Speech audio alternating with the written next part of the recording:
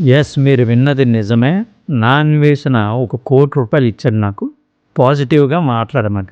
కాకపోతే క్లియర్‌గా తెలుసుకోవాలనుకుంటే వీడియో కంప్లీట్‌గా చూడండి. నిన్న నేను నా అన్వేషణ మీద ఒక పాజిటివ్ వీడియో చేశాననమాట. ఏమని చేశానంటే, కష్టపడి యూట్యూబ్‌లో పేరు తెచ్చుకున్నాడు. మంచి పాపులారిటీ తెచ్చుకున్నాడు. మంచిగా ఫాలోవర్స్‌ని తెచ్చుకున్నాడు. సబ్స్క్రైబర్స్‌ని తెచ్చుకున్నాడు. పాపులారిటీ తెచ్చుకున్న తర్వాత కూడా దాన్నెక్కడ మిస్‌యూజ్ చేయకుండా మిగతా వాళ్ళలాగా బెట్టింగ్ యాప్‌లు అవి ఇవి ప్రమోట్ చేసి డబ్బులు సంపాదించే పద్ధతి పెట్టుకోకుండా, వీలైతే యువతకు మంచి మెసేజ్ తిరిగి యువత పాడైపోతున్నారని చెప్పి బెట్టింగ్ మాఫియానంతా ఇండియాలో క్లోజ్ చేసే విధంగా ఫైట్ చేశారు. పొరపాటున ఒక మాట నోరు జారాడు. అందరూ హర్ట్ అయ్యారు. నేను కూడా. దానికి తిరిగి సారీ చెప్పాడు. అంతకు మించి పాపులారిటీ పెరిగింది కదా అని తప్పుడు పనులు ఎప్పుడు చేయలేదు.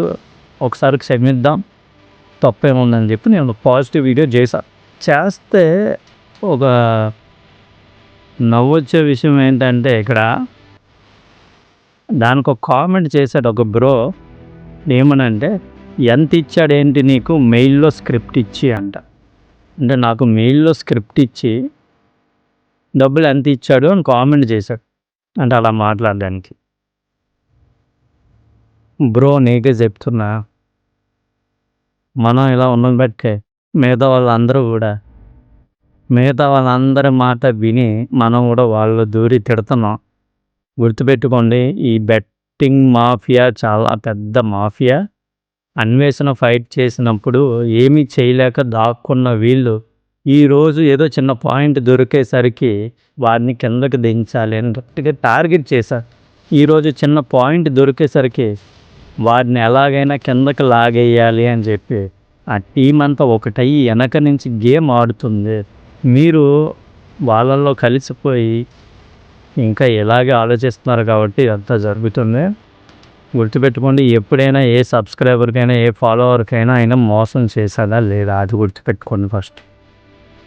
ఓకే, పాపులారిటీని వాడి ఎప్పుడు కూడా డబ్బులు సంపాదించుకునే పద్ధతులు ఎప్పుడు వెళ్ళలేదు, గుర్తుపెట్టుకోండి.